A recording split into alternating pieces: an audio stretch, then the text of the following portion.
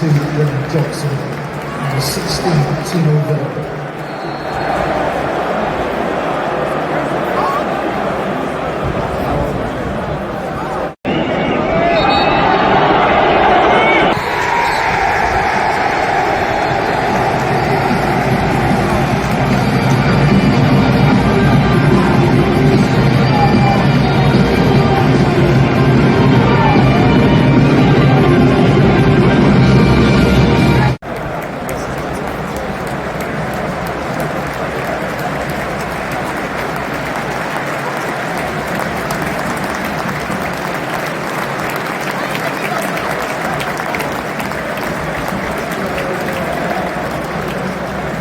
Substitution for Spurs, replacing number 37, Mickey Van, number 14, Archie Berger.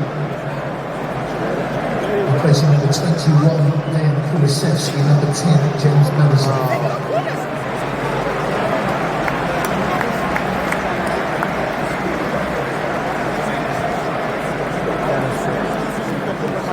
And replacing number 8, Ibasuma, number 15, Lucas Berger.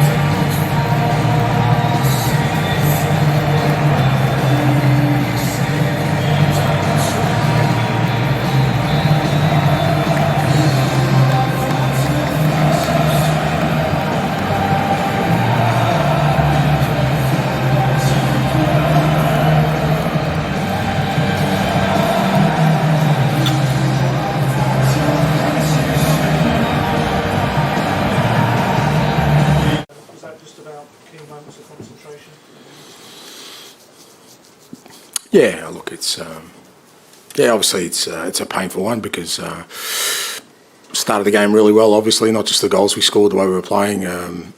Really in control of the game, and had some really good opportunities. Apart from 2 goals, then you lose Christian after the second goal, which is just the way our season's gone. Nothing sort of runs smoothly, and they obviously capitalised on. By the time we sort of settled back down, they scored, but still felt in the first half we had the better moments to get a third goal, a couple of key ones. Second half they came out and obviously put us under a bit of pressure, but I felt we were handling it not too badly. And then when they score, we then have a big moment to go 3-2 up. And in these kind of games, those kind of moments are important. We don't take it, and then both penalties were poor on our behalf. It's kind of self-inflicted, unnecessary challenges, and you're kind of giving them 2 goals away for no reason, and give yourself a mountain to climb, which prove too hard. Ask you about those three potential injuries: Romero, Van de Ven, and Brendan Jobson. Yeah, Romero was just obviously hugely disappointing. He felt something in his quad. He trained really well. He wasn't the one I was worried about, to be honest. But it's just, like I said, the way the season's going for us, unfortunately. So we'll just have to wait and see. Brendan just didn't feel well. He didn't feel well at half time, but he wanted to give it a go, but he just wasn't feeling 100%, so we had to sort of take him off. And then, look, the plan was always for Mickey to play 60-70 today. Like I said, I thought, Romero would be okay to play 90, but Mickey probably 60-70, so we were always going to take him off. He didn't feel anything significant. He just felt tightness, but we were always going to take him off anyway. Did you gamble at all with the fitness of the two setbacks in particular? Because obviously they weren't there and some of the other ends. No, well, like I said, Romero, it's not like he re-injured the same thing. It's a totally different injury. But also people, I'm sure, are aware of our situation. It's not like I've got a multitude of options there. So, you've got to make these decisions, and both players trained well, and, and look, they both want to help, so you make these decisions with all the best information. Like I said, if it's not like Romero re-injured his toe, it's a totally different injury, which could happen at any time. Some people say maybe this defeat is coming the most damaging way possible, to team them up and lose the players. How bad's that legacy moving forward? How much of a challenge is that? Oh, look, every sort of challenge you have is, is one you need to sort of overcome. So, whether it's ultimately, the pain of the defeat today, for me anyway, doesn't diminish that we also played very well against the top team, and at times looked the better side. So I always kind of look for that in terms of our growth. And like I said, it was disappointing that we worked awfully hard, but to give away 2 goals, then when you give away 2 penalties unnecessarily, you're against a quality side anyway, make things very difficult for yourself. And what did you make of Moses to say those tough in the first half, and you obviously then won the penalties in the second half? Oh, look, I think it's kind of where we're at with the current state of football, where people are just frozen to make big decisions. I think referees don't want to make them because they'll go to VAR. VAR doesn't want to intervene because they think it's so.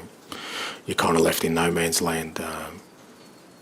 There's a couple of decisions I thought today that were, definitely went against us. I thought Lyons would put his flag up for bizarrely for Decky when he was through. I don't know what for. But they're things that are out of our control. We can't do anything about that, and hopefully the powers that be sort of work that out.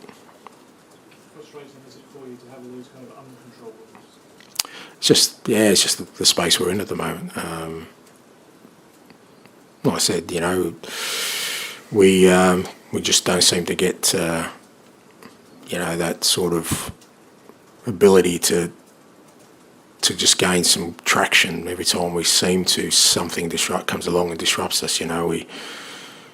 People keep referring to City game, but we lost Vic straight afterwards for 3 months. So it seems like we're just not able to do that. But like I said, they're uncontrollables. My role is to try and maintain the course of the things we can control, and keep sort of making sure we're focused on continuing to grow as a team. And I always feel with these things that at some point they even themselves out, and if you do the right things, they'll come back to you. And when you said a couple of decisions didn't go your way, was one of them Casino and Saar?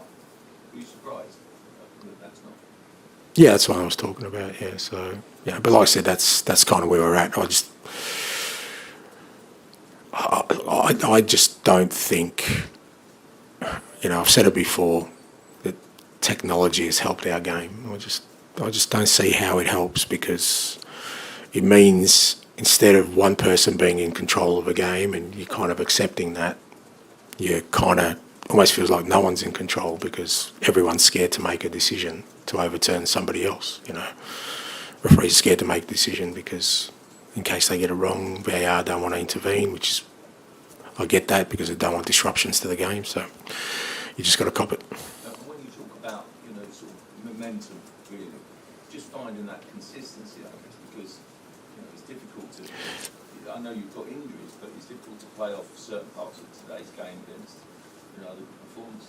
Yeah, well, but that's what I mean. Every time we have sort of seemed like we're on solid footing, something has come along and, sort of become an impediment for us to do that. So it's just the way our season's gone so far. Fair to say it went there like that last year. So it's not like since I've been in this unusual territory, but ultimately, as I said, my role in that is to focus on the things I can control and keep preparing the team the best we can to keep progressing as a football team and turn our season around.